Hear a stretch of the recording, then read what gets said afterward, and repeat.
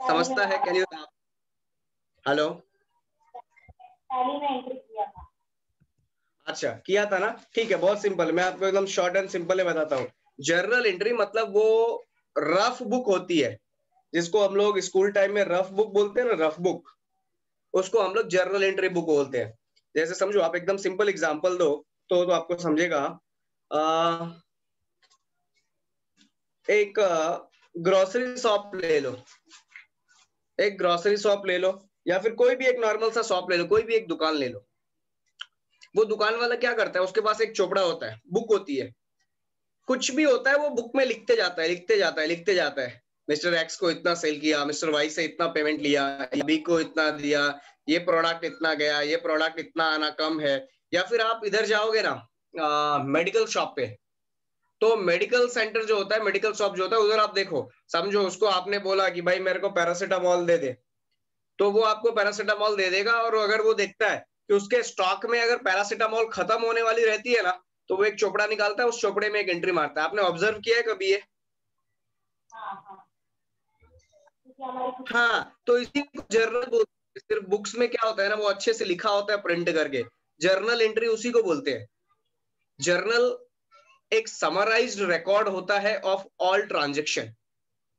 Journal जो होता है एक समराइज्ड रिकॉर्ड होता है। जब आप बिजनेस करते रहते हो, जब आप in between of the activity रहते हो, आप बुक्स को फाइंड आउट करके और फिर उसमें डेटा एंट्री करोगे, पॉसिबल नहीं है। तो आप एक रफ बुक में, आप स्कूल का एग्जांपल ले सकते हो। जो छोटे बच्चे होते हैं स्कूल पे जाते हैं, तो वो एक बुक लेके जाते हैं, कोई कोई तो नहीं भी लेके जाते हैं। वो एक ही बुक में क्या करते हैं, सब लिखते हैं, जितने भी उनको सब्जेक्ट्स होते हैं। फिर वो घर पे आते हैं और फिर अलग अलग जो नोटबुक होती है उसमें उसको कॉपी करते हैं। तो जो स्कूल लेके बुक गया था उसको बोलते हैं जर्नल एंट्री का बुक, जर्नल। और जो घर पे आके सेपरेट बुक में लिखते हैं उसको बोलते हैं लेजर। तो अकाउंट में इसको जर्नल लेजर बोलते हैं। और कुछ नहीं, काम वही है, वर्क में remain same, only the wordings that will change. ठीक है? हाँ, तो सबसे पहले आपको चाहिए होता है फाइनेंशियल स्टेटमेंट के लिए। फाइनेंशियल स्टेटमेंट का मतलब है यहाँ पे normally balance sheet. Financial statement का नॉर्मल मतलब है बैलेंस शीट। बट आप जितने एक्ट्स में जाओगे, आप इनकम टैक्स एक्ट में जाओ, फाइनेंशियल स्टेटमेंट चेंज हो जाएगा। आप ट्रस्ट एक्ट में जाओ, फाइनेंशियल स्टेटमेंट चेंज हो जाएगा। आप बैंकिंग में जाओ, फाइनेंशियल स्टेटमेंट चेंज हो जाएगा, क्योंकि सबकी अपनी रिक्वायरमेंट है। फाइनेंशियल स्टेटमेंट लेजर कंट्रोल है, मतलब एक बड़ा वर्ड है जिसके अंदर में हम अपने अपने काम निकाल सकते हैं। ठीक है? मैं आपको कंपनीज एक्ट के हिसाब से सिंपल बताता हूँ, क्योंकि वो ज्यादा इंक्लूड करता है, एकदम कॉम्प्रहेंसिव मतलब है उसका। So financial statement includes basically 5 components, or it's a bunch of 5 things. Point number 1, revenue account, जिसको हम लोग प्रॉफिट एंड लॉस अकाउंट भी बोलते हैं। Point number 2, balance sheet, financial position. Point number 3, cash flow statement. Point number 4, हाँ CFS, cash flow statement. Cash flow statement एक simple सा document होता है। उसमें क्या लिखना होता है, कुछ नहीं, सिर्फ आपको आपका कैश अकाउंट बनाना है। आप एक सिंपल सी पेज लो, लेफ्ट साइड में लिखो कितना पैसा आया, राइट साइड में लिखो कितना पैसा गया, लास्ट में टोटल मारो, जो बैलेंस बचेगा वो जो स्टेटमेंट बनाओगे उसको हम लोग बोलेंगे कैश फ्लो स्टेटमेंट। कैसा होता है ना, बुक में जो वर्ड्स लिखे होते हैं बड़े बड़े होते हैं, लेकिन जब आप रियल में काम करोगे ना उसमें, तो वो बहुत सिंपल होता है, एकदम सिंपल होता है। ठीक है? और अपने नेट में कैसे एप्लीकेशन के बेस पे ऊपर आपको क्वेश्चन आते हैं, तो आपको वो काम वाला चीज ज्यादा काम आएगा रेदर देन की बुक वाला, वो तो आप पढ़ ही लोगे। सुनो अभी,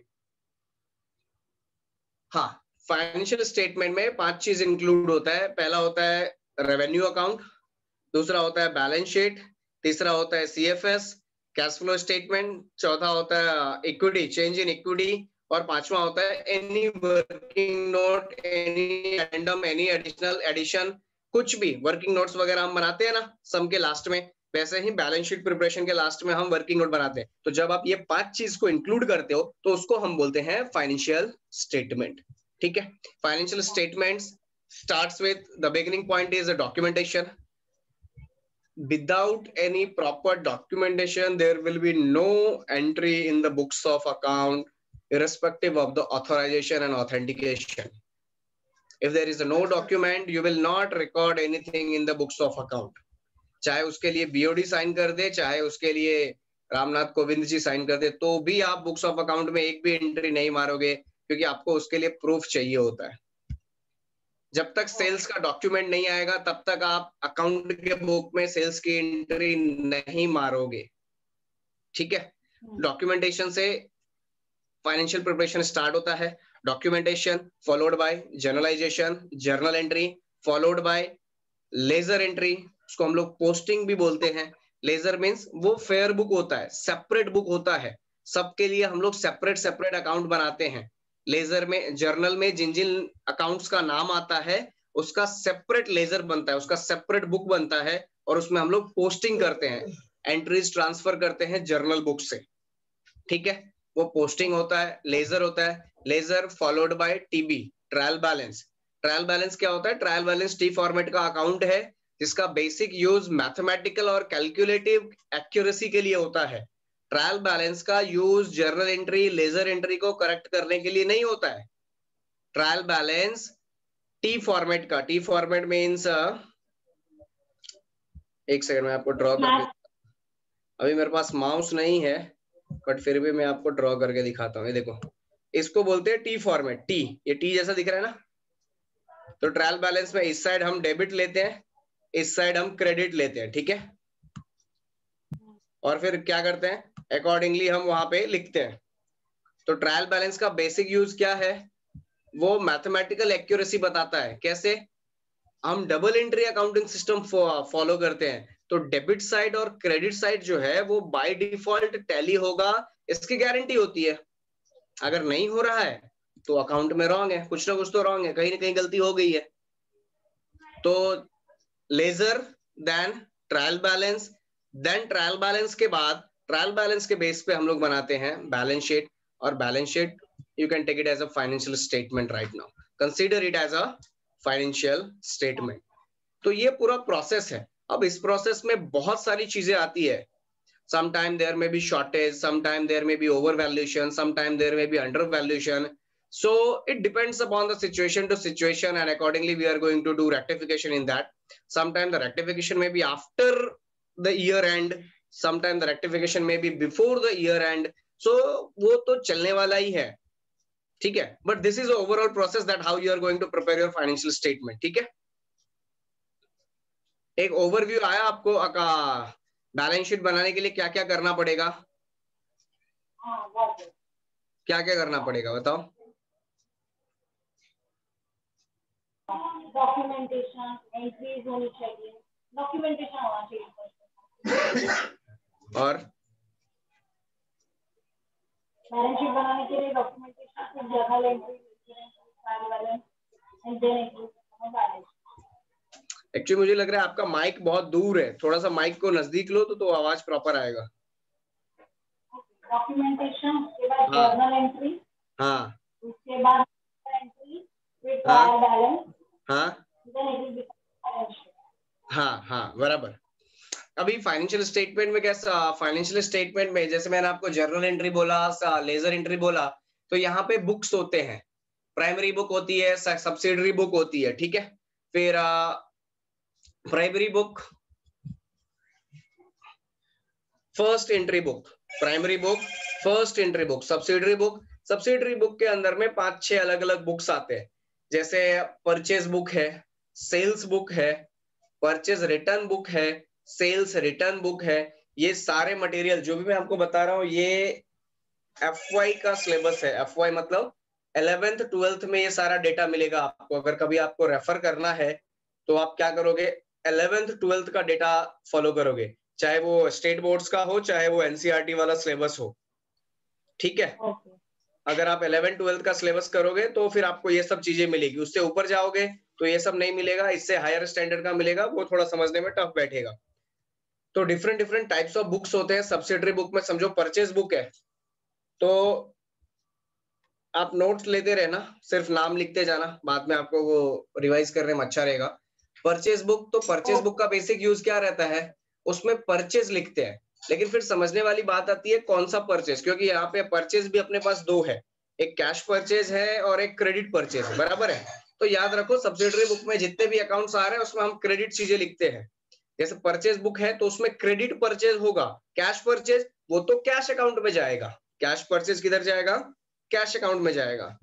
वैसे ही सेल्स बुक है तो सेल्स बुक में आप क्या लिखोगे, उसमें आप डेटर से रिलेटेड यानी क्रेडिट सेल्स लिखोगे, बराबर है। कैश सेल्स वापस कैश बुक में जाएगा। नाउ अगर परचेज हुआ है और सेल्स हुआ है तो कुछ ना कुछ रिटर्न होगा, return in the sense purchase return, sales return, ये होगा। तो परचेज का रिटर्न है तो उसको परचेज रिटर्न बुक बोलते हैं, सेल्स का रिटर्न है तो उसको सेल्स रिटर्न बुक बोलते हैं, ठीक है।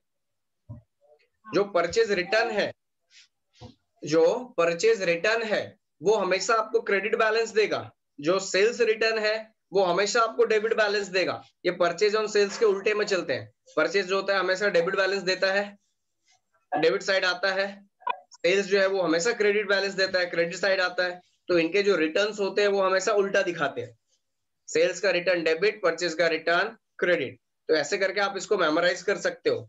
फिर परचेज रिटर्न और सेल्स रिटर्न के डिफरेंट और अलग अलग नाम है।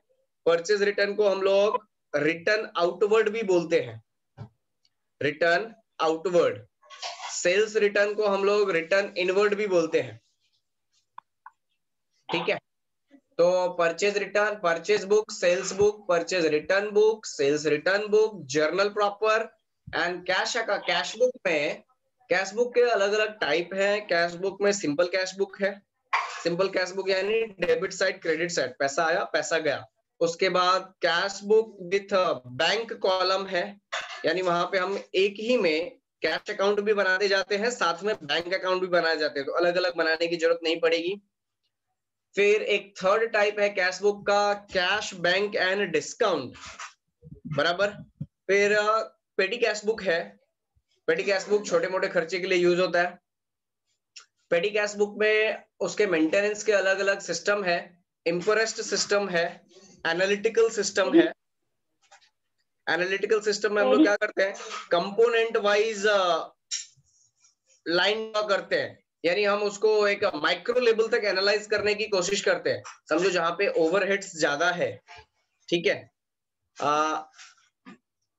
आप ऐसे इंडस्ट्री में काम करते हो जहां पे ऐसे एकदम पेटी एक्सपेंसेस बहुत ज्यादा होते हैं और मोस्ट ऑफ दी जो होते हैं उसमें अनकंट्रोलेबल होते हैं, तो वहां पे आपको ये काफी यूज आ सकता है यूज करने को, analytical system of maintaining cash book, ठीक है। तो आप एक छोटे से छोटे एक्सपेंस को रिकॉर्ड कर सकते हो एंड उसके बेसिस पे आप डिसीजंस ले सकते हो। देन इम्प्रेस सिस्टम है, इम्प्रेस्ड सिस्टम का सिंपल मतलब होता है आपको एक मंथली अमाउंट दे दिया जाता है, आपको उतने में ही पूरा खर्चा चलाना है, नेक्स्ट टाइम आपको उतना ही मिलेगा जितना अमाउंट फिक्स में डिफरेंस आएगा। यानी अगर एक महीने का खर्चा 2000 है समझ लो इम्प्रेस सिस्टम के हिसाब से, 1 मंथ का एक्सपेंडिचर 2000 है और आपने करंट मंथ में सिर्फ 1400 एक्सपेंडिचर किया, तो नेक्स्ट मंथ आपको 1400 ही मिलेगा, क्योंकि 600 तो पास्ट का कैरी फॉरवर्ड होगा ना। तो ये है, तो ओवरऑल जो फाइनेंशियल स्टेटमेंट का प्रिपरेशन है इसको लोग 5 साल 6 साल में जाके सीखते हैं, बट यहाँ पे 4 वर्ड में दिया है preparation of financial statement. So I try to cover it whatever we can cover in a short frame of time. और भी बहुत कुछ इसमें कवर हो सकता है, जितना आप इसको प्रैक्टिस करोगे पढ़ने का उतना ज्यादा आपको इसमें डिटेल मिलेगा, ठीक है। हेलो, हाँ सर, हाँ समझा? Yes.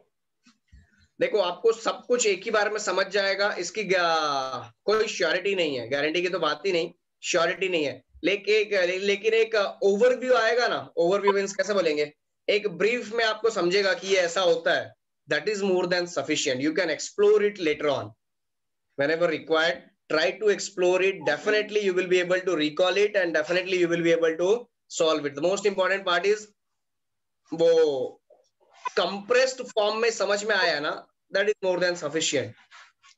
We can explore as and when required. Okay, now अभी इसके बाद फाइनेंशियल स्टेटमेंट एनालिसिस कैसा होता है। समझो हमने फाइनेंशियल स्टेटमेंट प्रिपेयर कर लिया, ठीक है, तो उसके बाद कुछ अपने को पॉइंट्स दिए गए जिसके थ्रू हम फाइनेंशियल स्टेटमेंट एनालाइज कर सकते हैं। एनालाइज कर सकते हैं इन द सेंस, इंडस्ट्री में हर चीज की अपनी अपनी रिक्वायरमेंट है। इंडस्ट्री में हर बिजनेस का अपना अपना रिक्वायरमेंट है और उसके हिसाब से काम चलता है। चाहे आप बैंक में जाओ, चाहे आप इंश्योरेंस वाले के पास जाओ, चाहे आप मेडिकल वाले के पास जाओ, अगर आप कंपनी हो तो आपकी एक ही आइडेंटिटी होती है, आपका बैलेंस शीट, आपका प्रॉफिट फिगर, ठीक है।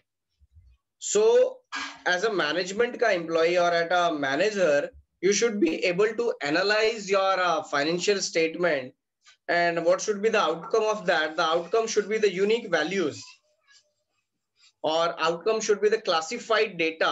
Based on that data you can take a decision for the beneficiary, for the beneficial of organization. The basic funda of the management accounting, ये जो आपको financial statement analysis दिया है, that is basically what we call a manager accounting, managerial accounting, management accounting, ये बोलते हैं उसको, ये सब उसी में आता है, ठीक है। Ratio analysis, capital budgeting, fund flow, cash flow, DuPont, ये सब कुछ जो भी एनालिसिस के पार्ट है, that is basically for the management accounting. ये जो चैप्टर्स हैं ये आपको मिलेंगे अगर आप महाराष्ट्र स्टेट की बात करो या महाराष्ट्र, बॉम्बे यूनिवर्सिटी, मुंबई यूनिवर्सिटी सबकी बात करो, तो ये आपको मिलेगा 13th means FY BCom first year graduate और सेकेंड ईयर ग्रेजुएट में, ठीक है, नेशनल लेवल पे। इंटरनेशनल लेवल पे जाओगे तो उनके ग्रेड में ये 9th 10th में हो जाता है। वो एक बोर्ड है अपना ICGSC, कैम्ब्रिज यूनिवर्सिटी का कोई बोर्ड चलता है, मेरे को एग्जैक्टली नाम नहीं याद आ रहा है, IGCSC ऐसे करके कोई बोर्ड है, उसमें 10th ग्रेड का जो सिलेबस है वो रेशियो एनालिसिस है। 7th या 8th से वहां पे अकाउंटेंसी चालू हो जाती है ऐसा एज अ स्पेसिफिक सब्जेक्ट, तो वहां पे आपको मिल जाएगा। NCERT में भी आपको वही, दूसरे स्टेट के यूनिवर्सिटीज में भी वही मिलेगा। DU वगैरह का भी देखो तो उसमें वही 13th 14th में ही आपको ये डेटा मिलेगा। तो आप जहां से भी, आप कौन से यूनिवर्सिटी से हो? कौन सा?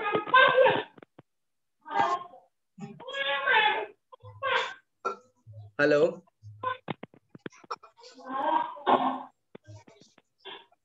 ठीक है। सो स्टार्ट करते हैं हम लोग रेशियो एनालिसिस से, ठीक है। रेशियो एनालिसिस में वैसे रेशियोज की कोई लिमिट नहीं है। यूजुअली बुक में आपको 20-25 रेशियो मिल जाएंगे, मैं आपको 40, 45, 50, 55 जितने रेशियो बोलोगे नए नए रेशियो बना के बता दूंगा अभी, ठीक है। एक सेकंड रुको, मैं आपको रेशियो दिखाता हूँ। रेशियो दिख रहा स्क्रीन?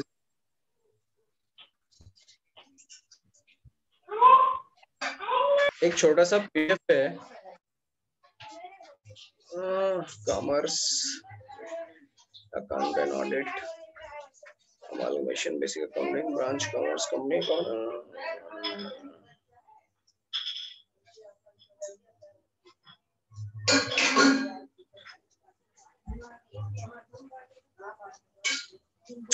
इसी में से किसी चैप्टर में होगा। अब कौन से चैप्टर में होगा मेरे को एग्जैक्टली याद नहीं आ रहा है। ये पूरा अकाउंट का ये पार्ट है, यानी हम लोग जो ये सेकंड चैप्टर चालू कर रहे हैं ना। अच्छा, आपने जो कल पढ़ा था अकाउंटिंग पॉलिसीज, अकाउंटिंग प्रैक्टिसेस, वो सब आपको इस पे मिल जाएगा एक एक करके। और इवन इसके लिए ऑब्जेक्टिव क्वेश्चंस भी दिए रहते हैं। ये CA इंस्टीट्यूट का मटेरियल होता है, एकदम क्लासिफाइड मटेरियल होता है, एक बार रेफर किया लाइफ टाइम के लिए याद रह जाता है, कभी आप नहीं भूलोगे। और बड़ी बात है, स्टैंडर्ड डेटा मिलेगा आपको, कभी इसमें एरर के चांसेस नहीं है। तो यहाँ पे अपने पास एक मटेरियल है, let me find it, basic accountancy, company account, internal reconstruction.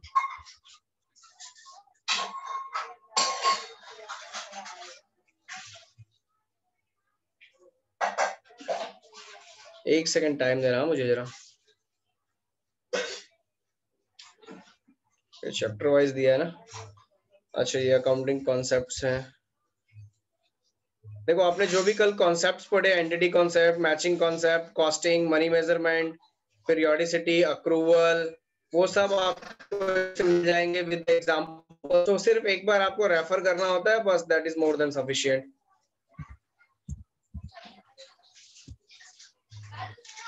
आपको रेशियो के बारे में बता देता हूँ, कितने रेशियो अपने को करने हैं। यस,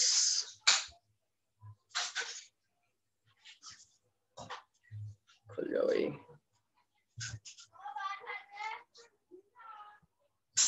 हाँ, financial analysis and planning the ratio analysis, ठीक है।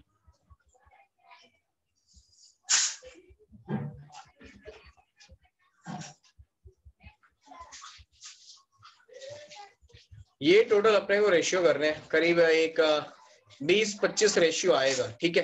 अब बड़ी बात ये है, रेशियो से करीब करीब 2 क्वेश्चन आते हैं। किसी अटेम्प्ट में 1 क्वेश्चन आता है, किसी अटेम्प्ट में 2 क्वेश्चन आता है, बट क्वेश्चन आता है ये गारंटीड है।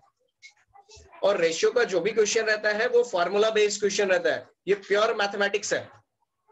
ये जो रेशियो है ये प्योर मैथमेटिक्स है, आपको फॉर्मूला याद है, आपका क्वेश्चन आएगा, कोई मैनिपुलेशन नहीं होता क्वेश्चन में, सीधा सीधा डेटा दिया रहता है।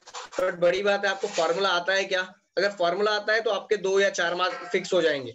1 क्वेश्चन आया तो 2, 2 क्वेश्चन आया तो 4 मार्क्स, ठीक है। फॉर्मूला और इस रेशियो का यूज क्या है, क्योंकि मैं आपको हमेशा बताता हूं, जो भी आप पढ़ो उसका एप्लीकेशन जरूर सीख लेना, तभी आपको वो काम आने वाला है। विदाउट एप्लीकेशन फिर वो एग्जाम में काम नहीं आएगा।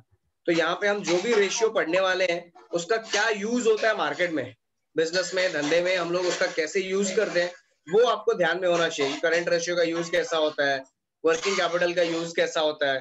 तो अराउंड 25 रेशियो है, सबका फॉर्मूला और सबका यूज ये अपने को ध्यान में रखना पड़ेगा, ठीक है। एक एक करके मैं आपको रेशियो बताता हूँ। इसका जो भी नाम है, रेशियो के जो नेम्स है उसको आप नोट डाउन करते रहो, later on you can find it on the internet, ठीक है। जब भी आपको इसका फॉर्मूले की जरूरत होगी तो आपको इजीली वो मिल जाएगा। देखो, रेशियो को 4 टाइप्स में डिवाइड किया है लिक्विडिटी के बेसिस पे। लॉन्ग टर्म सॉल्वेंसी, लिक्विडिटी को आप शॉर्ट टर्म सॉल्वेंसी भी ले सकते हो। Short term solvency, long term solvency, efficiency and profitability. Efficiency बोले तो एक्टिविटी, क्या हम लोग काम कर रहे हैं, परफॉर्मेंस कितना है, सेल्स कितना, ये सब, ठीक है। तो ये 4 ब्रॉड कैटेगरी में इसको डिवाइड किया है, ठीक है। इसमें सबसे पहले हम लोग आते हैं लिक्विडिटी रेशियो पे। Liquidity ratio, under that total 5 ratio आपको, current ratio, quick ratio, cash ratio, defence interval और वर्किंग कैपिटल। पहले जो 4 रेशियो है वो ऑलमोस्ट सेम है फॉर्मूला वाइज, सिर्फ थोड़ा चेंज करना है। उनके यूज भी एक ही है, सेम कॉमन यूज है पांचों के। जो 5 रेशियो है उनके कॉमन यूज है, लिक्विडिटी को चेक करना, लिक्विडिटी मेजर करना, बट अलग अलग टाइम पे वो रेशियो चेंज हो जाते हैं। अलग अलग टाइम पे वो रेशियो चेंज हो जाते हैं। जैसे चलो हम लोग एग्जांपल लेते हैं करंट रेशियो का, ठीक है। Current ratio, very simple formula, current asset divide by current liabilities. Repeat करता हूं, current ratio formula, current asset divide by current liabilities, simple. But point ये है कि what should be considered as a current asset, what should be considered as a current asset or what should be considered as a current liabilities. That means current asset और current liabilities में किन किन चीजों को आप लोगे। बहुत simple है, क्योंकि देखो कैसा है, अगर आप एक अकाउंट में एकदम स्ट्रिक्ट सेंस में बात करोगे तो करंट असेट और करंट लायबिलिटीज इंडस्ट्री हिसाब से बदल सकती है। करंट असेट वो हर चीज होती है, वो सारा पेमेंट, वो सारा रिसीवेबल्स करंट असेट होता है जो विद इन 1 ईयर आपको मिलने वाला हो। लेकिन मैंने आपको स्टार्टिंग में बताया था कि ऑपरेटिंग साइकिल के बेसिस पे भी करंट असेट होता है। ऑपरेटिंग साइकिल के बेसिस पे भी करंट असेट होता है। आपके नॉलेज के लिए बता दूं, अपने यहाँ पे एक अकाउंटिंग स्टैंडर्ड चलता है, अकाउंटिंग स्टैंडर्ड 7, कॉन्ट्रैक्ट कॉस्टिंग। वो contract costing specific accounting standard है जो सिर्फ कंस्ट्रक्शन के लिए ही लाया गया है। क्योंकि जो कंस्ट्रक्शन का इंडस्ट्री है उसमें करंट असेट जो है वो एक साल में कंसीडर नहीं किया जाता, बराबर। तो हो सकता है फ्यूचर में it's a point of research and healthy discussion, open for healthy discussion, कि बाद में हो सकता है कि कंस्ट्रक्शन इंडस्ट्री के लिए करंट असेट का मतलब चेंज हो जाए। वहां पे करंट असेट 10 सालों का हो सकता है, जब तक बिल्डिंग बने नहीं तब तक वो करंट असेट ही चलता रहेगा, ठीक है। तो इंडस्ट्री स्पेसिफिक होती है, but generally current asset means within 1 year, current liabilities receivables within 1 year, realizable within 1 year, current liabilities means payable within 1 year। तो जो भी शॉर्ट टर्म लाइबिलिटीज है, जो भी शॉर्ट टर्म असेट्स हैं, उसको हम लोग इस रेशियो में कंसीडर करने वाले हैं। अभी बड़ी बात है, अगर हमने सारे डेटा जो भी अपने को क्वेश्चन में इनपुट लग रहा है, चाहे वो करंट असेट का हो चाहे वो करंट लाइबिलिटीज का हो, वो अगर हमने शॉर्ट टर्म लिया है तो डेफिनेटली अपना जो आंसर आएगा वो भी शॉर्ट टर्म के लिए आएगा, क्योंकि शॉर्ट टर्म का डेटा लेके हम लॉन्ग टर्म के आंसर्स नहीं निकाल सकते। शॉर्ट टर्म का डेटा लेके हम लॉन्ग टर्म के आंसर्स नहीं निकाल सकते। Just give me a moment.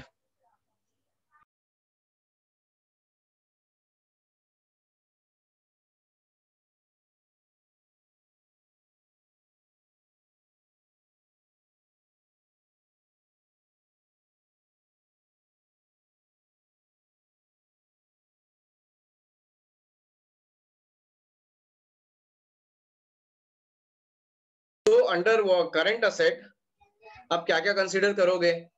Bank, cash, bills receivable, debtors, stock, marketable investment, merchandisable investment, short term investment, loans and advances, short term deposits, prepaids, ये सब आप कंसीडर करोगे उसमें, ठीक है। मैं ये बोलूं कि अगर मैं वर्टिकल बैलेंस शीट की बात करता हूं, तो वर्टिकल बैलेंस शीट में जो फिक्स असेट होते हैं ना, और लास्ट में एक मिसलेनियस हेडिंग होता है, तो फिक्स असेट और मिसलेनियस के बीच में जो भी बचेगा वो सब आप कंसीडर कर लोगे करंट असेट करके। बट नाउ करंट लाइबिलिटीज में सेम, करंट लाइबिलिटीज में भी आप यही काम करोगे। जो डिवेंचर से ऊपर का यानी लॉन्ग टर्म लाइबिलिटीज से ऊपर का, लॉन्ग टर्म लाइबिलिटीज से लेके नीचे लास्ट तक जो भी रहेगा, everything you will consider as a short term liabilities. वो प्रोविजन फॉर टैक्सेशन हो सकता है, वो प्रपोज्ड डिविडेंड हो सकता है, वो कोई भी अदर टाइप का प्रोविजन हो सकता है, आउटस्टैंडिंग लाइबिलिटीज हो सकती है, बिल्स पेएबल हो सकता है, कुछ भी हो सकता है, इन सब में से कुछ भी हो सकता है। ये वर्ड्स आपको ध्यान में रखने हैं। आपको रेफरेंस के लिए चाहिए तो बाद में ये मटेरियल मैं आपको प्रोवाइड कर दूंगा, क्योंकि इसमें चीजें ऐसे क्लियरली लिखी हुई रहती है, बट इसमें आपको पढ़ना पड़ेगा बहुत, करीब 1000 से ज्यादा पेज है इसमें। नहीं, सिर्फ अकाउंट के लिए 1000 से ज्यादा पेज है, उतना पढ़ना टाइम वेस्टेज जैसा है, इसीलिए मैं सब आपको पढ़ने की जरूरत नहीं पड़ेगी, बट फिर भी थोड़ा सा कभी पढ़ सकता है। करंट रेशियो, ये करंट असेट और ये करंट लायबिलिटीज में हम कंसीडर करते हैं। फिर इसका यूज क्या आता है करंट रेशियो का? करंट रेशियो का यूज आता है शॉर्ट टर्म लिक्विडिटी को मेजर करने के लिए। करंट रेशियो का स्टैंडर्ड वैल्यू है 2/1। 2/1 2/1 का सिंपल मतलब होता है, आपका फॉर्मूला है current asset upon current liability, उसके सामने सामने लिखो 2/1, तो आपको पता चलेगा करंट असेट 2 रुपया होना चाहिए, करंट लायबिलिटीज 2 रुपया 1 रुपया होना चाहिए। कहने का मतलब है, अगर इसको एप्लीकेशन पर्पज से देखो तो समझेगा कि आपके पास जितना असेट है उसका आधा आपका लायबिलिटी होना चाहिए, या फिर इसी को मैं पैसिवली बोलूं तो आपके पास लायबिलिटीज जितना है उसका डबल आपका असेट होना चाहिए। और यहाँ पे हम लोग asset liabilities in the form of liquidity बात कर रहे हैं। लिक्विडिटी मतलब रेडी टू पे, जैसे बोलते हैं रेडी टू ईट, वैसे ही रेडी टू पे मतलब एकदम वो रेडिली अवेलेबल हो, मनी फॉर्म में हो, जिससे हम कोई भी लायबिलिटीज सेटल कर सकते हैं, बराबर। और तो उसकी जो स्टैंडर्ड वैल्यू है वो 2:1 है। वैसे इतना सिंपल क्वेश्चन पूछता नहीं स्टैंडर्ड वैल्यूज पे, बट फिर भी ध्यान रखने का, उसकी स्टैंडर्ड वैल्यू 2:1 है। दूसरा है कि अगर समझो सम टाइम एप्लीकेशन टाइप के क्वेश्चन आते हैं कि what if the value of current ratio is more than 2:1। ध्यान से सुना, अगर करंट रेशियो का वैल्यू 2:1 से ज्यादा है, 2:1 से ज्यादा है मीन्स आप अगेन वही काम कर सकते हो, आप इधर फॉर्मूला लिखो। एक्चुअली मेरे पास अभी माउस नहीं है ना, नहीं तो मैं आपको प्रॉपर इधर लिख के बताता। कैसे इसको हम ये करते हैं, देखो ये है आपका करंट असेट, ठीक है,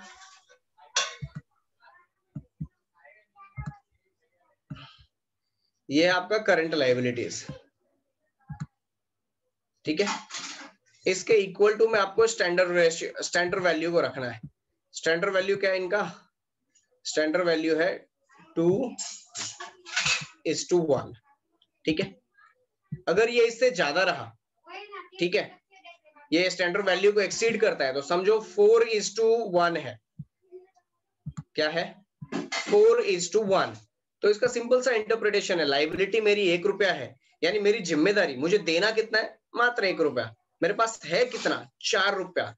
लिक्विडिटी पोजीशन हाई है, लिक्विडिटी पोजीशन बहुत हाई है, मतलब लिक्विडिटी क्रंच का मतलब शॉर्टेज आएगा मनी का, ऐसा तो कोई प्रॉब्लम ही नहीं है। लेकिन as a student of management आपको तुरंत ध्यान देना है कि स्टैंडर्ड रेशियो क्या होना चाहिए था? स्टैंडर्ड रेशियो होना चाहिए था 2:1। बट सामने वाली कंपनी का स्टैंडर्ड रेशियो कितना है? सामने वाली कंपनी का जो रेशियो है अभी 4:1 है। तो अपने को तुरंत दिमाग में क्वेश्चन आता है, अगर मुझे पेमेंट 1 ही रुपया करना है तो मैंने 4 रुपया करंट असेट में होल्ड करके क्यों रखा है? थोड़ा समझने की कोशिश करना। हेलो हेलो, नहीं समझ रहे हो? हाँ समझ रहा है। पक्का?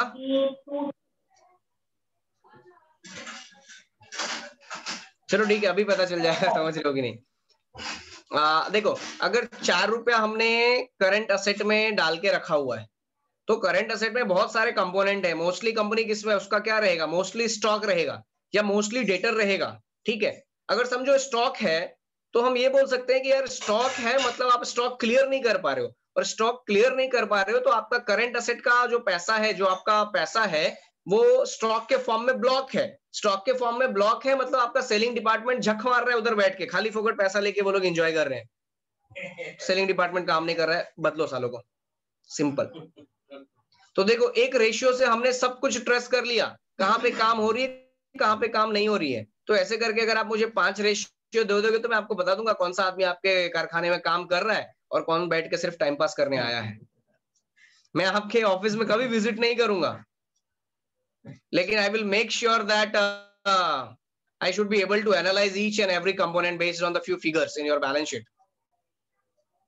समझे कि नहीं समझे?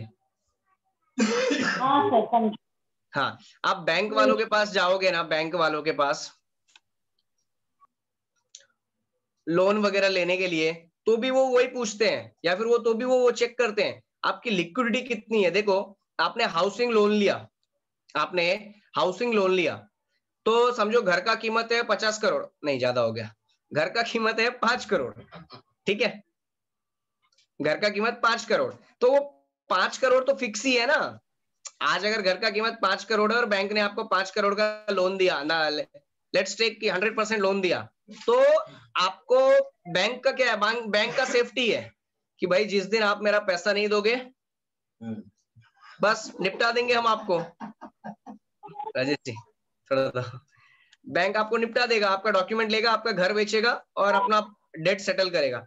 तो बैंक का जो मेन कंसर्न है, बैंक का जो मेन प्रॉब्लम है वो है उसको इंटरेस्ट से। तो वो आपका करंट रेशियो चेक करता है, अच्छा ये इसका करंट रेशियो कैसा है, इसकी लिक्विडिटी कैसी है, हर महीने इसको 2-3 लाख रुपए आ रहा है कि नहीं। अगर 2-3 लाख रुपए आ रहा है तो आराम से मेरा 1-1.25 लाख का EMI भर सकता है।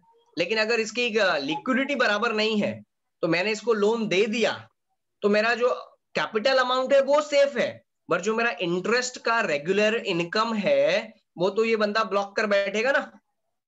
तो इसका बहुत बड़ा यूज अपने को बैंकिंग लाइन में भी होता है, and not in banking line, in all sectors it's common. जहां पे भी पैसे की बात आती है, जहां पे भी डिपॉजिट एंड ड्रॉन की बात आती है, विड्रॉन की बात आती है, तो करंट रेशियो चेक होता है। ठीक है, समझ में आया ये चीज? पक्का? पक्का? हाँ चलो एक एग्जांपल देखते हैं। अगर किसी कंपनी का स्टैंडर्ड रेशियो 1:1 है तो वो कंपनी का लिक्विडिटी इशू आएगा या नहीं आएगा?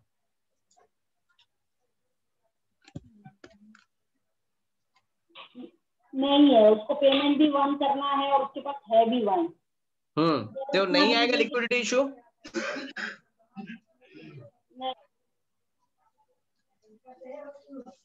ठीक है, कैसा है लिक्विडिटी का जो रेशियो का जो सबसे बड़ा एडवांटेज है, there is no benchmark, there is no standardisation at all. मैं ये नहीं बोल सकता कि I am operating in automobile, so in automobile industry the current ratio, the fixed, the standard current ratio, benchmark current ratio is 2:1। ये जो benchmark ratio 2:1 है वो भी स्टैंडर्ड नहीं, वो भी बेंचमार्क नहीं है, इट्स कंप्लीटली इंडस्ट्री स्पेसिफिक। अगर कोई पेट्रोलियम में यूज कर रहा है तो पेट्रोलियम का अलग होगा, अगर कोई ऑटोमोबाइल में है तो अलग होगा, अगर कोई इंफ्रा में है, कंस्ट्रक्शन में है, आईटी में है, एफएमसीजी में है, एजुकेशन इंडस्ट्री में है, आर्म्स में है, ठीक है, वो जिस इंडस्ट्री में है उसका अपना करंट रेशियो का स्टैंडर्ड होगा।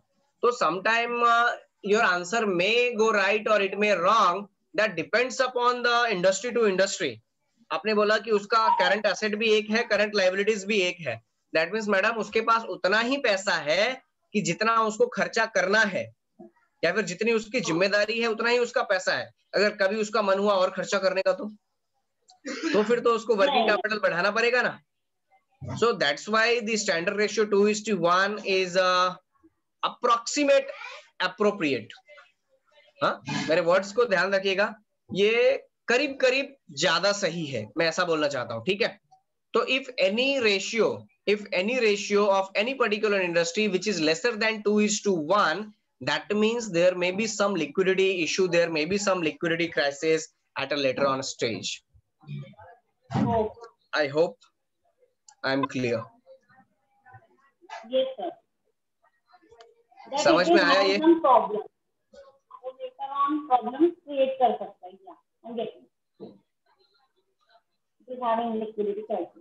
एक्चुअली आपकी आवाज है एकदम गूंज के आ रही है, गूंज के आ रही, मतलब आपका जो डिवाइस है वो आपके जस्ट सामने नहीं है, सो आवाज ऐसा रोल हो के आ रहा है।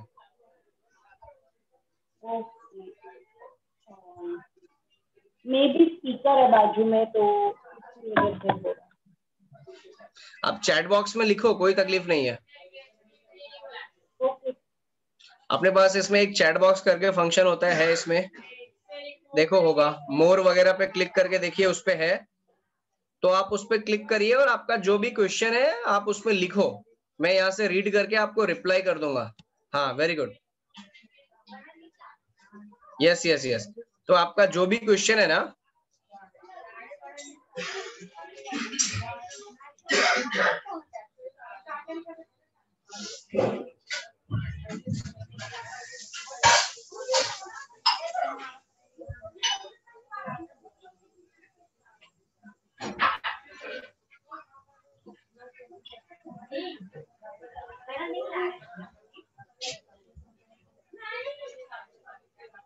solve question papers 2।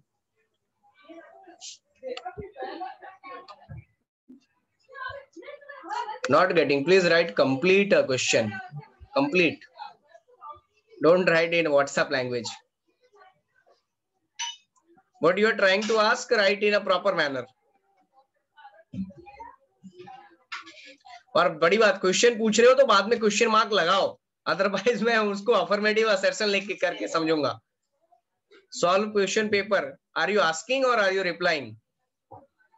Question mark must is there.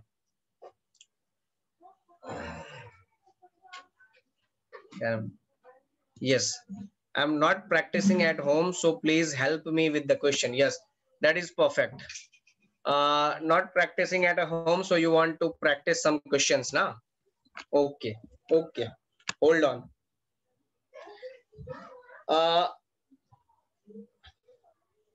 Okay, let us complete at least these 5, 6 ratio, and then definitely there are lots of questions. Just give me a minute. We'll start with the basics of accountancy and we'll solve at least 4 or 5 questions. Going concern, accrual, consistency. Let me check, is there any MCQ type? Just give me a moment. Just give me a moment. hold on. अरे come on bro, faster.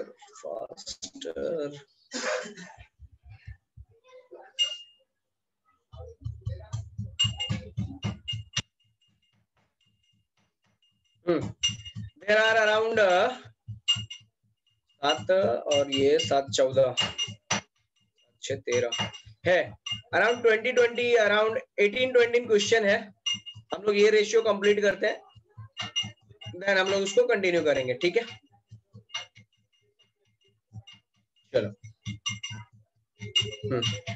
Now quick ratio.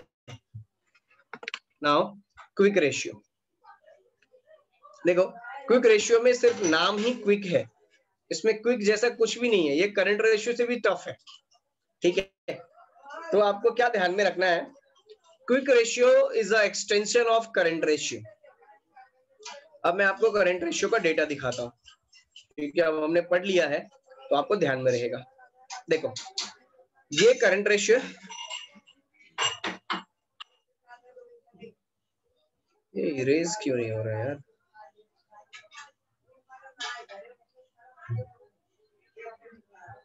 Okay हाँ। देखो ये अपना current ratio था। Current ratio में आप सिर्फ data देख लो, inventory, stock, sundry debtor, cash balance, accrual, receivable, loans, advance, disposable, short term investment, any other current asset, ठीक है। नाउ यही सेम करंट असेट मैं आपको वापस दिखाता हूं, देखो, लेकिन वो फॉर्मूला है क्विक का। नाउ क्विक रेशियो क्या होता है, यहाँ पे बहुत सारे ऐसे आइटम है करंट असेट में जो रेडिली मनी फॉर्म में अवेलेबल नहीं है, जैसे कि प्रीपेड्स हैं, रिसीवेबल्स हैं या आउटस्टैंडिंग्स हैं, वो सब कभी आने वाले हैं, वो अपने को नेक्स्ट ईयर में काम आने वाले हैं। स्टॉक है, वो अभी अपना क्लोजिंग चल रहा है, हो गया क्लोज, अब वो नेक्स्ट ईयर में ही जाके आएगा। Once taken as a stock year end तो डेफिनेटली नेक्स्ट ईयर में आएगा। और there are other things also. So हम लोग क्या करेंगे, हम लोग इसको यहाँ पे एक और फिल्टर लगाएंगे, हम लोग यहाँ पे इसको एक और फिल्टर लगाएंगे, मीन्स इसमें से कुछ कंपोनेंट्स है जिसको हम निकाल देंगे, बोलेंगे ये एकदम रेडिली कैश फॉर्म में नहीं है। और वो कौन से कंपोनेंट है, तो वो 2 कंपोनेंट है, एक हम बोलते हैं उसको स्टॉक,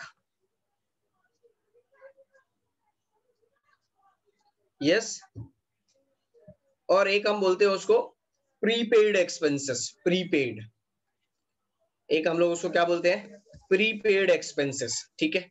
तो प्रीपेड वाले आइटम को और स्टॉक वाले आइटम को अगर हम लोग करंट असेट से इग्नोर कर दें तो जो भी बचेगा वो सारा का सारा बन जाएगा क्विक, वो सारा का सारा क्या बन जाएगा, क्विक।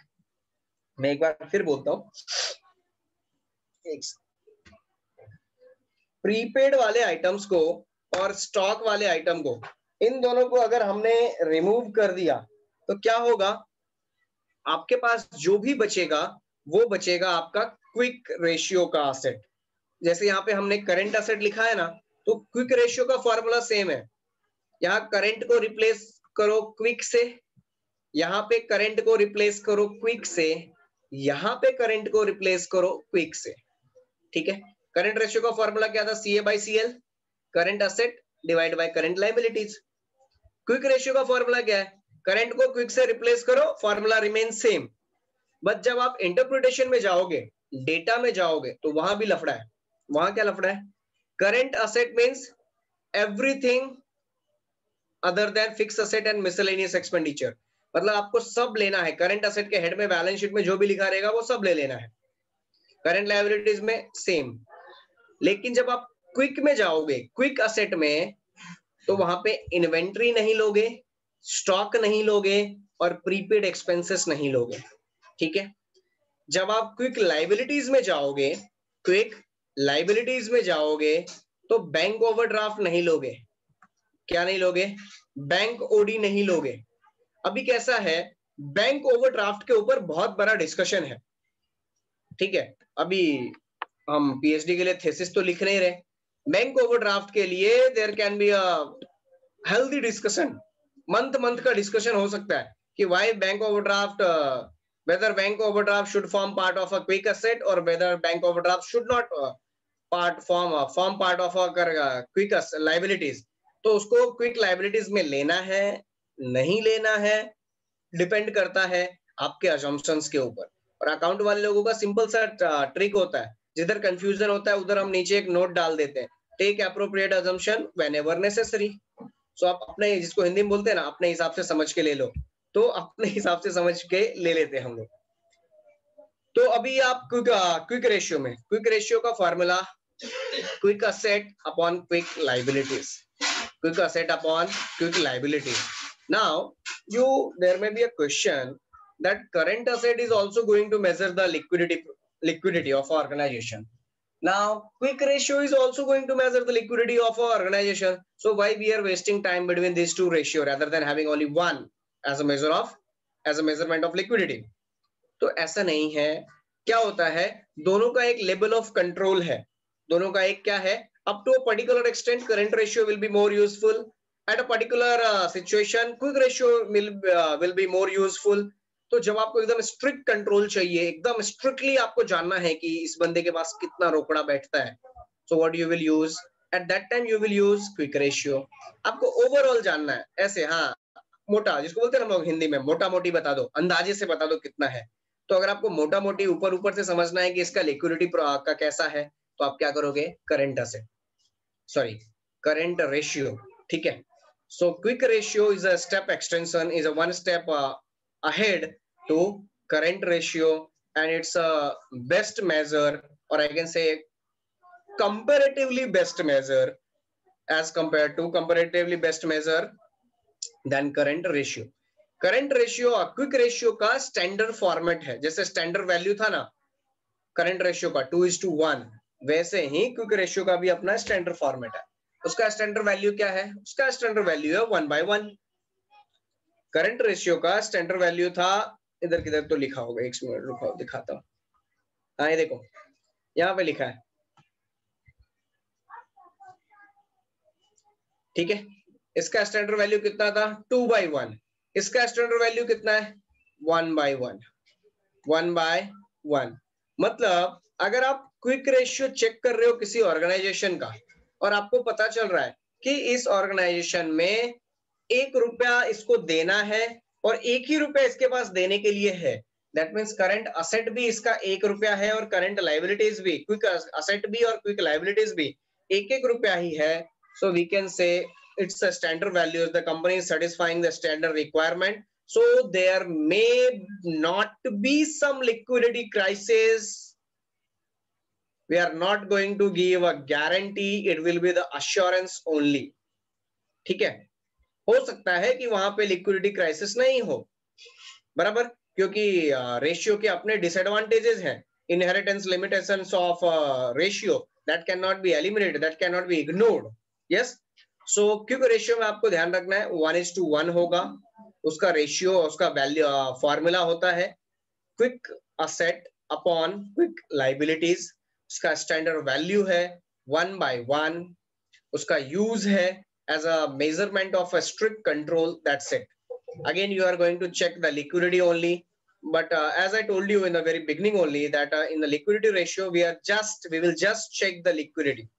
अपन सिर्फ लिक्विडिटी चेक करने वाले हैं, बट अलग लेवल पे, from low, moderate, super moderate, hard, super hard, ठीक है। तो ऐसे करके हम इसको इंक्रीज करते जाएंगे। अभी हमने लिक्विडिटी ये रेशियो पढ़ लिया है, तो मैं आपको इसका फॉर्मूला दिखा देता हूं और इसका यूज क्या है वो भी आपको दिखा देता हूं।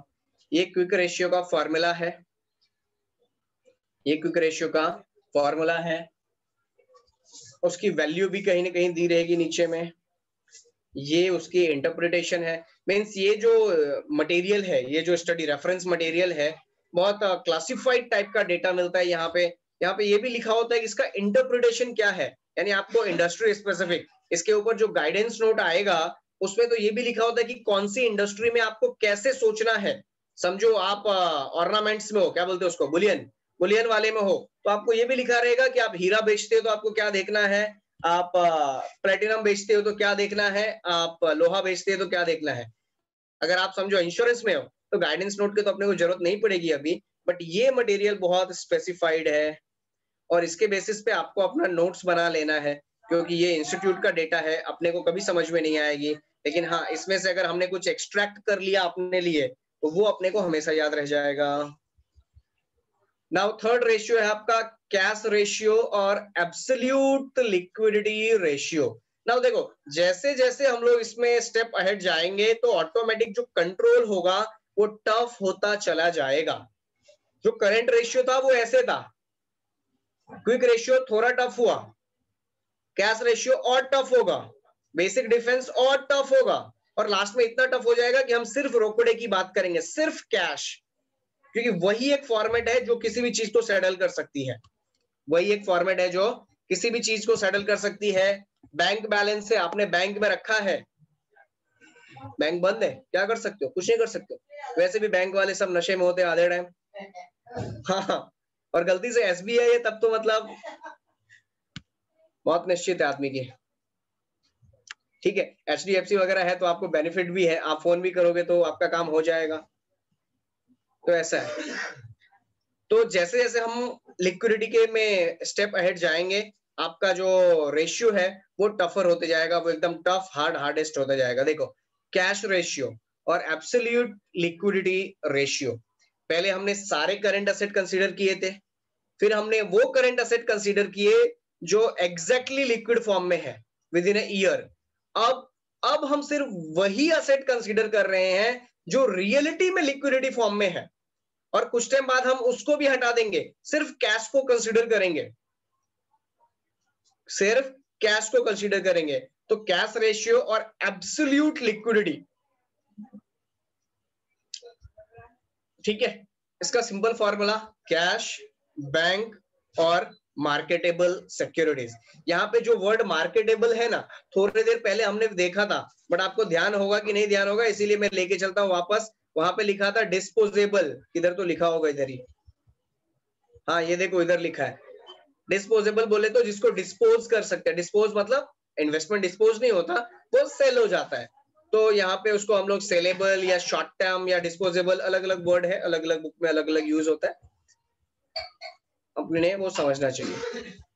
ठीक है, तो एब्सोल्यूट कैश रेशियो में, एब्सोल्यूट लिक्विडिटी रेशियो में हम लोग क्या कंसिडर करना है, cash, bank and marketable securities. यहाँ पे हमने बाकी सब इग्नोर कर दिया। डेटर, हो सकता है डेटर पैसा दे नहीं दे, लिक्विडिटी चल रहा है, सॉरी पेंडेमिक सिचुएशन चल रहा है, कोरोना चल रहा है, डेटर गांव चले गया है, फोन फेंक दिया पानी में, करो जाओ वसूलो, नहीं वसूल सकते पैसा, डेटर नहीं देगा पैसा, 2 साल बाद देगा, 3 साल बाद देगा, जब नॉर्मल होगा सिचुएशन तब देगा, क्योंकि सिचुएशन ही ऐसा है। तो वो तो विद इन 1 ईयर रियलाइज नहीं हुआ ना। स्टॉक, आपके दुकान में 500 करोड़ का स्टॉक भरा पड़ा है, आपके गोडाउन में 50 गाड़ियां आपने रखी है 500 करोड़ की, लोग नहीं खरीद रहे, बराबर, पेंडेमिक है, पैसा नहीं है लोगों के पास, रोकड़ा नहीं है उनके पास, कैसे खरीदेंगे गाड़ी, वो स्टॉक 2 साल से पड़ा हुआ है, नहीं रियलाइज हुआ विद इन 1 ईयर, तो वो करंट असेट हुआ ही नहीं, वो लिक्विड फॉर्म में नहीं है। तो आपकी लिक्विडिटी उसकी वजह से धीरे धीरे क्या होती जाएगी, कम होती जाएगी। आप करंट रेशियो चेक करोगे, आपका करंट रेशियो आया 5:1, आपके पास 5 रुपया का करंट असेट है और 1 रुपया का लाइबिलिटी है। दूसरे टाइम तुरंत चेक करना क्विक रेशियो, वो आएगा 1:1। बोले 5 रुपया करंट असेट तो है, लेकिन वो 5 रुपया कहाँ है, वो 5 रुपया स्टॉक और डेटर में है। आप कुछ बोल रहे हो, you want to ask something, कुछ पूछना है? No, nothing. ओके, ठीक है ठीक है, हाँ हाँ हाँ हाँ, ठीक है ठीक है, हाँ। तो समझो आपका quick ratio, sorry current ratio आया 5:1, अब लेकिन आपका क्विक रेशियो कितना आएगा, 1:1। बोले वो 4 रुपया किधर गया बैलेंस, वो 4 रुपया स्टॉक और डेटर में घुसा पड़ा है, जो कि 2 साल बाद रियलाइज होने वाला है, क्योंकि स्टॉक भी सो गया है और डेटर तो सीधे मौत निश्चित है वाला हाल है उसका, वो आने वाला नहीं है 3 साल तक बॉम्बे, बराबर। तो पैसा फंस गया है ना। अभी लॉकडाउन में देखो, आप खुद का अपना बैंक अकाउंट चेक करो, आपको पता चलेगा इतने लोगों से पैसे आने अभी तक मिले नहीं है, सबका सेम हाल है। तो इसके लिए हम लोग क्या करेंगे, इसके लिए हम लोग चेक करेंगे एब्सोल्यूट लिक्विडिटी रेशियो। बोले ना डेटर पे विश्वास। हमारे इधर एक कहावत होती है, जो हाथ वही साथ, यानी जितना अपने पास है वही अपने पास है, जो दूसरों के पास है उस पर अपना कोई कंट्रोल नहीं है। तो कैश रेशियो और एब्सोल्यूट लिक्विडिटी रेशियो को आप यही समझो। यहाँ पे सिर्फ कैश लेना और सिर्फ सिक्योरिटीज लेना, क्योंकि आज के टाइम में सिक्योरिटीज भी अप्रोक्सीमेट टू कैश है, रेडिली सेलेबल है। आपके पास मोबाइल है, आपके पास ऐप है, आप उधर जाके सिर्फ क्लिक करो, सेल ऑटोमेटिक सेल हो जाएगा, आपको कुछ टेंशन लेने की जरूरत नहीं है। एक सेकंड भाई साहब, रवि शुक्ला का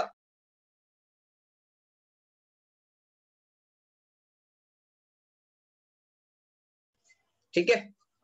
तो इसका फॉर्मूला देख लीजिए, cash marketable securities divided by current liabilities. Liabilities आपको पूरा लेना है, क्योंकि जो कर्जा होता है ना, जो जिम्मेदारी होती है वो कभी कम नहीं होता। सिर्फ अपने को जो मिलने वाला पैसा होता है वो धीरे धीरे कम होते जाता है। कर्जे वाले सब लोग खड़े रहते हैं, भाई मेरे को दो मेरे को दो। तो this is all about the absolute liquidity ratio. ये और स्ट्रिक्ट मेजर है और कंट्रोल्ड मेजर है लिक्विडिटी का, और कुछ नहीं। ओके, नाउ बेसिक इंटरवल और बेसिक डिफरेंस रेशियो। आप कोई दूसरे बुक यूज करोगे ना अदर देन सीए इंस्टीट्यूट का बुक, तो वहां पे उन्होंने वो मार्केटेबल सिक्योरिटीज वगैरह भी नहीं ली है। उन्होंने बोला है कि अगर हम डिफेंस इंटरवल की बात करते हैं तो हम सिर्फ कैश की बात करेंगे, other than cash nothing is in our control, even sometime possible that securities we are not able to sell it out. तो कभी कभी ये भी चीजें हो सकती है। तो अगर आपने कोई दूसरी बुक रेफर की तो आपको वहां पे दूसरा इंफॉर्मेशन मिल सकता है, but the interpretation will remain same. It's again a very strict measurement for the liquidity. It's again a very strict measurement for the liquidity. And now the last ratio क्या है अपना, net working capital ratio. Net working capital ratio. Very simple.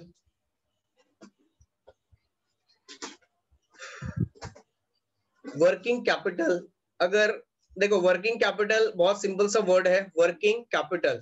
अगर ऐसे सीधे सीधे नहीं समझ में आता है तो उसको उल्टा कर देने का, कैपिटल, कैपिटल मतलब रोकड़ा पैसा, रिक्वायर्ड वर्किंग मतलब काम के लिए। तो काम करने के लिए पैसे की जरूरत है, काम के लिए, या फिर काम करने के लिए पैसे की जरूरत है, तो उसको हम लोग बोलते हैं वर्किंग कैपिटल। ठीक है, कोई भी काम आप स्टार्ट करोगे, कुछ भी करोगे, तो उसके लिए आपको कुछ ना कुछ तो डे टू डे एक्सपेंस होता है ना। कोई भी काम कंटिन्यूटी में रखने के लिए कुछ ना कुछ डे टू डे एक्सपेंस होता है, वो आपका वर्किंग कैपिटल है। And the ratio of net working capital, simple working capital कैसे आता है, current asset minus current liabilities. यानी आपको पैसा देना कितना है, उसमें से लेस करो कितना पैसा आपके पास है, बराबर है। तो आपको ऑटोमेटिक पता चल जाएगा कि आपको कितने की जरूरत है। समझ में आया? बहुत सिंपल है। वर्किंग कैपिटल मतलब आपको काम के लिए पैसा चाहिए, ठीक है। तो काम के लिए कितना पैसा चाहिए, कैसे पता करोगे? तो पहले आप ये चेक करोगे आपके पास पैसा कितना है। तो आपने चेक किया आपके पास 100 रुपया है, आपको देना कितना है, तो पता चला कि आपको 120 रुपीज देना है। तो डिफरेंस तुरंत निकल के आएगा कि 20 रुपीज वर्किंग कैपिटल रिक्वायर्ड। अब आप 20 रुपीज का व्यवस्था करो, अरेंजमेंट करो, सिंपल है। तो इसको हम लोग बोलते हैं नेट वर्किंग कैपिटल रेशियो, बराबर है।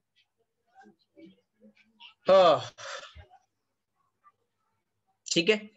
अच्छा, अभी मैंने आपको जितना भी बताया ये सब आपके अंडरस्टैंडिंग के लिए था। नेट में सिर्फ आप इसका एप्लीकेशन आएगा, या फिर सिंपल सा क्वेश्चन आ सकता है, out of following which is not liquidity ratio. चलो मैं आपको एक क्वेश्चन लिख के देता हूं, चैट बॉक्स में मैंने क्वेश्चन लिखा है, क्वेश्चन में बोलता हूं, आप सुनो, प्रैक्टिस हो जाएगी। Out of following out of following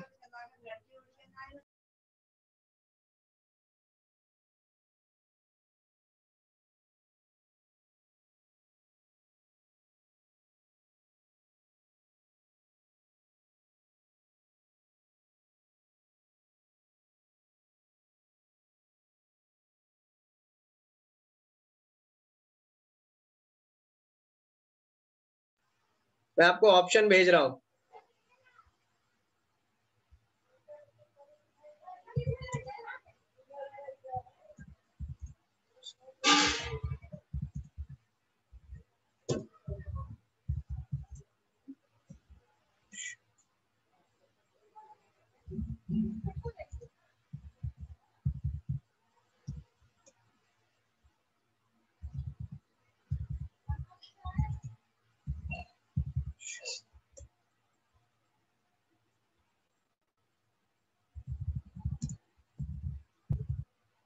बोलो क्या लगता है आपको? क्वेश्चन देखो, आंसर बताओ।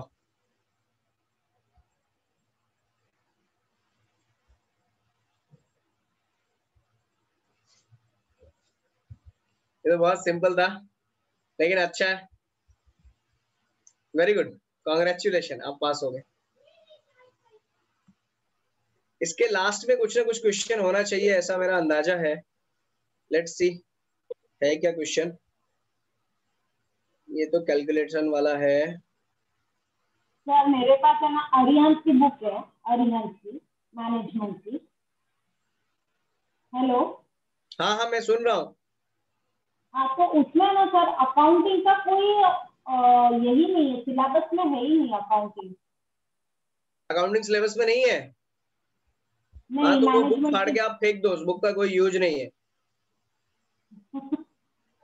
हाँ, सीधी बात, ओके। तो बकवास। ये यूजीसी का सिलेबस है। किधर गया? मेरे को सिलेबस देना बाद में। नहीं नहीं, मैं सिलेबस दूंगा नहीं। आप रोज एनटीए के और यूजीसी के वेबसाइट पे जाने का आदत डालो। मेरे से ऐसे कोई सिलेबस मांगता है, मैं उसको नहीं देता। मैं उसको बोलता हूँ आप एनटीए के वेबसाइट पे जाओ, वहां पे हाँ, सिलेबस है, थोड़ा बहुत एनटीए के बारे में भी समझो। और थोड़ा बहुत, क्योंकि देखो बहुत सारे क्वेश्चन ना ऐसे जनरल आ जाते हैं।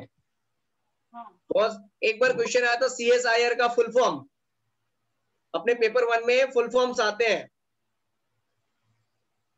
Council of scientific and industrial research, कभी कभी स्वयं का फुल फॉर्म आ जाता है, सीईसी का फुल फॉर्म आ जाता है, और नसीब इतनी अच्छी हो तो सेम क्वेश्चन 2 बार आ जाता है। पेपर 1 में आ जाता है, पेपर 2 में आ जाता है। तो आप उन वेबसाइट पे विजिट करना स्टार्ट करो। In one attempt there is a question that maximum fake university in which state having maximum fake university। और यूजीसी के एक्ट में है वो सेक्शन 12B के अंदर कुछ आता है। मैं ऐसे ही एक दिन यूजीसी के वेबसाइट पे विजिट कर रहा था, वो ऐसे पॉपअप हो रहा था मैसेज, मैंने पढ़ लिया, मुझे पता चला वो उत्तर प्रदेश में सबसे ज्यादा फेक यूनिवर्सिटी है। मैं समझ गया सबसे इंटेलिजेंट लोग उधर ही है, उधर ही हो सकता है इतना, है ना? तो आप UGC, NTA, ministry of education, ये सब वेबसाइट घूमते रहो। तो सिर्फ नेट की बात नहीं है, उसके आगे भी आपको पता चलेगा। अगर समझो आपको स्कॉलरशिप में लेनी है तो कौन कौन से स्कॉलरशिप आए हैं, बराबर, कहाँ कहाँ पे सेंट्रल यूनिवर्सिटी बन रही है। अभी हर अटेम्प्ट में हम लोग बोलते हैं बच्चों को नहीं, लर्नर्स को कि भाई आप क्या करो, चेक करके जाओ total number of central university कितनी है, total number of state university कितनी है, because that keeps on changing. हर साल नहीं चेंज होता है, क्योंकि हर साल में सेंट्रल यूनिवर्सिटी नहीं बनती, हम इंडिया में रहते हैं, बट फिर भी आपको चेक करके जाना चाहिए, बराबर है। स्पोर्ट की यूनिवर्सिटी कहाँ है, ये इनफ्लिपनेट का कहाँ से कंट्रोल होता है, बराबर है। ये सब चीजें आप वहां, जनरल नॉलेज। हाँ जनरल नॉलेज है, बट जनरल नॉलेज अगर जनरली होती तो सब लोग इंटेलिजेंट नहीं होते ना। जनरल नॉलेज सिर्फ नाम के लिए जनरल है, it's not distributed generally, it's very specific. Let's come to the next point.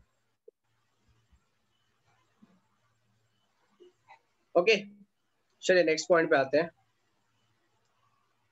हाँ, तो अभी हम लोगों ने लिक्विडिटी देखी, liquidity in the terms of short term liquidity हमने देखी। अब इसके बाद अपने को लॉन्ग टर्म लिक्विडिटी देखनी है। देखो, लॉन्ग टर्म लिक्विडिटी जो है वो होता है capital structure. Long term liquidity, short term liquidity means with in 1 year, एक साल में खेल खत्म, पैसा आया पैसा गया, पैसा आया पैसा गया, आना जाना काम है उसका, वो आते रहेगा जाते रहेगा। लेकिन लॉन्ग टर्म लिक्विडिटी जो है वो कैपिटल स्ट्रक्चर को इन्फ्लुएंस करता है। कैपिटल स्ट्रक्चर क्या होता है?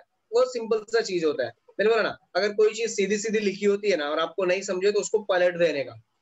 कैपिटल स्ट्रक्चर को आप ऐसे समझो, it's a structure of capital. Structure मतलब उसकी बनावट, उसका डिजाइन। तो कैपिटल का डिजाइन कैसा होगा? पैसे का कोई डिजाइन नहीं होता, उसकी वैल्यू होती है। तो समझो मेरे को 1000 करोड़ चाहिए। कॉमर्स में क्या है, हम लोग एग्जाम्पल बड़े बड़े लेते हैं, भले पैसे अपने पास 10 ही रुपया हो, बट एग्जाम्पल बड़े बड़े लेने का। बच्चे लोगों को अच्छा लगता है, कॉलेज वाले बच्चों को बोलते हैं बिग एग्जाम्पल।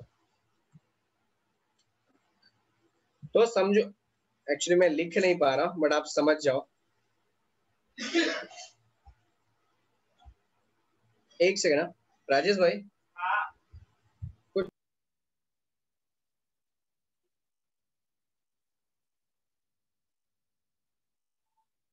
जरा होल्ड करिए। अरे वाह, सही है। ज्यादा उसमें सामान नहीं तो थोड़ा हिले डुलेगा। नहीं बिल्कुल नहीं हिलेगा, नहीं बिल्कुल नहीं हिलेगा, डोंट वरी। चलिए ठीक है, बढ़िया बढ़िया राजेश भाई। हाँ, देखिए अभी हम लोग ना, मैं इधर देखिए, समझो अपने को 10,000 करोड़ का कैपिटल चाहिए था बिजनेस के लिए, ठीक है, 1000 का। तो अभी कैसा होगा, कैपिटल स्ट्रक्चर में हम लोग लॉन्ग टर्म लिक्विडिटी देखते हैं। तो 1000 करोड़ मैं कहाँ से ले सकता हूँ? ऐसा तो नहीं 1000 करोड़ मेरे घर में होगा, ठीक है, नीरव मोदी से मेरा कोई पहचान नहीं है, सत्यम वालों से मेरा कोई पहचान नहीं है, तो मेरे पास 1000 करोड़ तो बिल्कुल भी नहीं होगा, थोड़ा कम होगा। तो मैं क्या करूंगा, लोगों से पैसे लूंगा। मैं गवर्नमेंट से लोन ले सकता हूँ, मैं बैंक से लोन ले सकता हूँ, मैं किसी दूसरी कंपनी से लोन ले सकता हूँ, मैं मार्केट में शेयर मंगा सकता, शेयर से पैसा निकाल सकता हूँ, डिफरेंट डिफरेंट टाइप के शेयर है, मैं वो बेच सकता हूँ, मैं फॉरेन से इन्वेस्टमेंट मंगा सकता हूँ, आज तो वो भी ऑप्शन ओपन है अपने पास। तो इससे क्या होगा, मेरा स्ट्रक्चर बन जाएगा कि देखो 100 करोड़ अपने को SBI वालों ने दिया, 100 करोड़ अपने को BOB वालों ने दिया, 100 करोड़ अपने को HDFC वालों ने दिया, और बाकी के 700 करोड़ वो हमने शेयर से लाए। तो इसको मैं क्या बोलूंगा, ये मेरा स्ट्रक्चर है, कैपिटल स्ट्रक्चर है। और कैपिटल स्ट्रक्चर हमेशा लॉन्ग टर्म होता है, 2 दिन में कोई भी अपना कैपिटल स्ट्रक्चर चेंज करता नहीं है, ठीक है।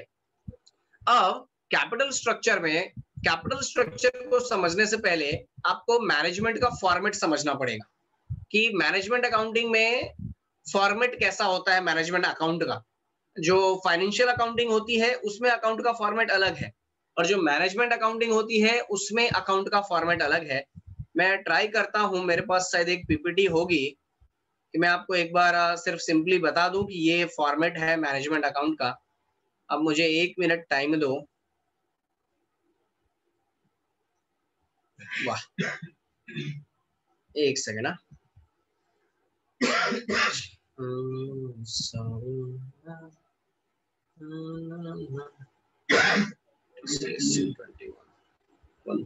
management accounts CFA